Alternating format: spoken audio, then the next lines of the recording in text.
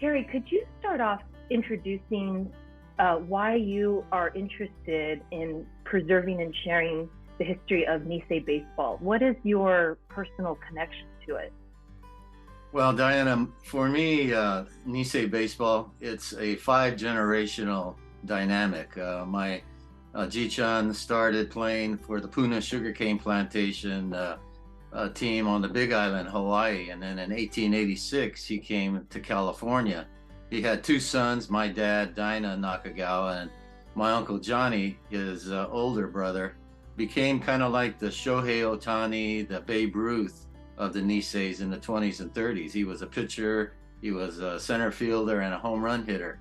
I was a shortstop in high school, and my son was an all-star catcher, and now our grandson, Will the Thrill, is 5, and he started T-ball. So we're very proud that we've had 5 generations of baseball in our family, and we always wanted to kind of bring out this hidden legacy and missing chapter in American baseball history.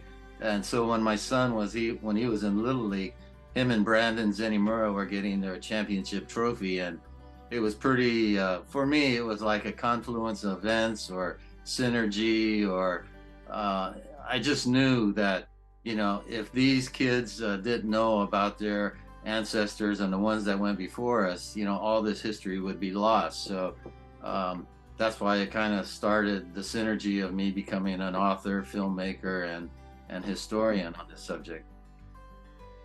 That's amazing. So the sport just runs in your DNA, and and you all had the passion for it, Yeah. which is incredible. Yeah, like I try and explain is that, some people were born into a military family, professionals. It just so happened our dynamic was baseball, and I feel very blessed that, we've had 5 generations, and we get to kind of share these stories, and we're very hopeful that Major League Baseball and the Baseball Hall of Fame at Cooperstown, recognize these amazing and Nisei ball players that opened up this bridge across the Pacific that exists today. So Kerry, can you talk about why the Fuji Athletic Club is a important piece of history for baseball lovers to know, but specifically baseball lovers and fans in San Francisco? Well, I think the Fuji Athletic Club, is so important because they started in 1903, 120 years ago. Chihiro Obata, came from Japan, and he had this passion for the game, and he later became an art professor at Cal Berkeley, and his so there's so many elements why this Fuji Athletic Club team is so important. I mean, they were groundbreaking in not only baseball, but in design and capturing architecture and engineering. His son Gyo became the founder of Helmuth Obata and Kasabam, which built, the home ballpark for the San Francisco Giants, and as well as many of the most majestic baseball stadiums that exist today in Major League Baseball. So I think this 1903 Fuji Athletic Club is so important because not only were they a pioneering American-Japanese team, but it also introduced, the game baseball. It introduced art to the aspect with Chihiro Obata's being a professor at Cal Berkeley. It introduced the dynamics of architecture, engineering, and design and building. Why has baseball played such an important role in Japanese American history? It's kind of the sport that when you think of, well, pre-war certainly people were playing, but camp, it became the sport across camp, and it sort of then continued. So what is it about baseball that is so important to the Nikkei experience, do you think? I think baseball is so important to American Japanese ancestry because, it started in Japan in the late 1800s, 1872, and it took off like wildfire from the middle school to high school to college. And so when the Issei immigrants came to the mainland, they already had an understanding about the game. I think they wanted to prove as an immigrant whether you're Irish, Italian, from Latin America, that we are the best of the game. That, once you played the game, you gained immediate respect inside the lines. Baseball is very black and white. Uh, Outside the lines, it got a little blurrier, but I think, for Japanese Americans, they wanted to prove that they were the best immigrant team. They had the tools, they had the passion. Unfortunately, Major League Baseball banned them from playing at Major League Baseball, but still within their communities, that was kind of their badge of honor, of courage to inspire their communities, to give their players an opportunity to show, their 4 or 5 tools and the passion that they had, that they were as good as any major leaguers. And so I think that it really has been, it's in our DNA. I mean, they even had baseball in the curriculums in Japan. So that's why when the early immigrants came here, they really had a tremendous understanding, and this universal language of the game really uplifted, not only them and their peers, but also their community, their families. They got to see, them play. So I think even during World War II, Japanese Americans were the only race that can say that they kept baseball alive, even from behind barbed wire. No other race can make that claim. And they were able to, have this passion to travel from Gila River, Arizona, to Heart Mountain, Wyoming, to Amachi, Colorado, have outside teams come into the camps. And I think it was a way to heal. There was a Sports Illustrated article by Dave Davis, a friend of ours, that wrote, it was a field of dreams, that baseball basically, made them feel like they were still at home. And so I think, in all aspects, all eras, pre-war, during World War II, post-war, baseball was our positive elixir to help the community heal, and to see and to prove basically that, they were some of the greatest ball players that played the game. Although they didn't play in Major League Baseball, they certainly, raised the bar at every level, at every community level that they played at, whether it be amateur or semi-pro. It's always been a beacon of hope for our community and our people. Right. That's so, you said a couple of things that I would like to go back to, but I won't. But that was really well said, Kerry. Thank you. Last question.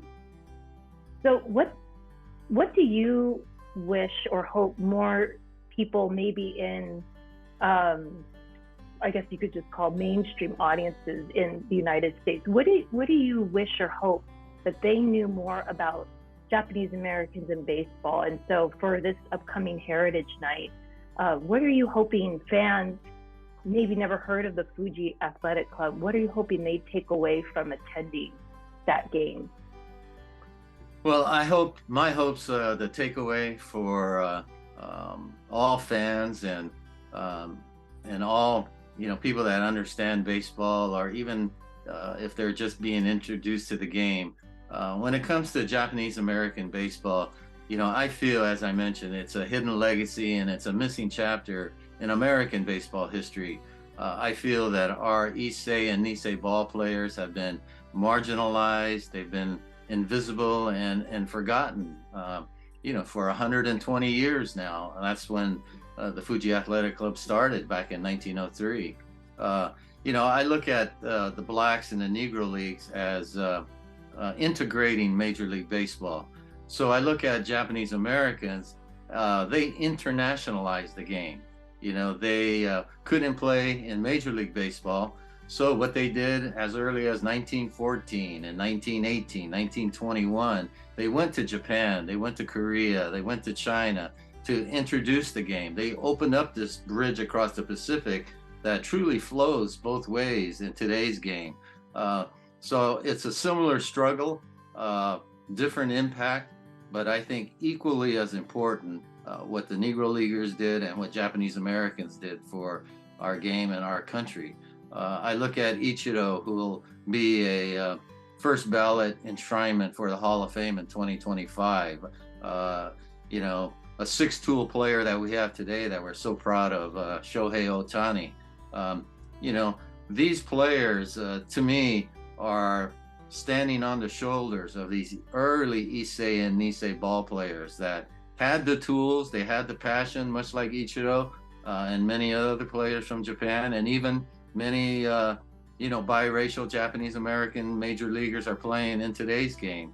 So I'm hopeful that the takeaway is that, you know, they realize that the ones that came before them, really, they're standing on their shoulders, and they are the ancestral godfathers to today's players in Major League Baseball.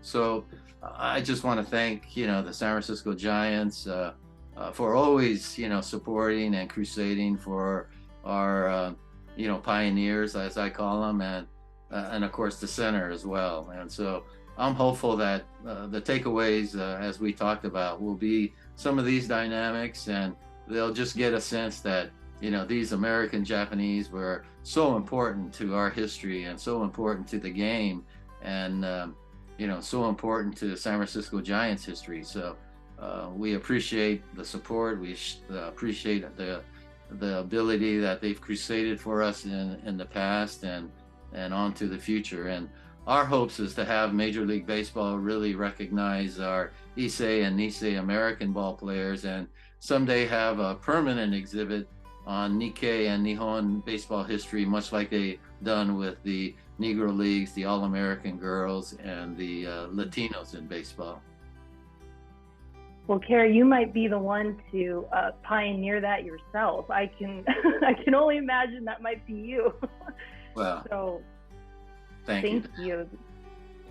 So, Kerry, if people want to go and learn more about this history and the work you've done and everything you've kind of laid out, where could they go to learn more? Oh, thank you. Well, to learn more about our Nikkei and Nihon history and baseball, we have a website, www.niseibaseball.com. We have a Facebook page under Nisei Baseball Research Project. There's so many other organizations like densho.org. You know, Bill Staples wrote a book on Kenichi Zenimura, American baseball pioneer. So there's so many different areas. If you just Google Nisei Baseball or YouTube it, there's quite a few YouTube videos that you can take a peek at, and so there's many sources, and we just appreciate everyone that shows interest and can kind of see this hidden legacy and missing chapter in American baseball history come alive again. This was, I learned quite a bit even in just this short conversation. So thank you so much, Kerry, for your time.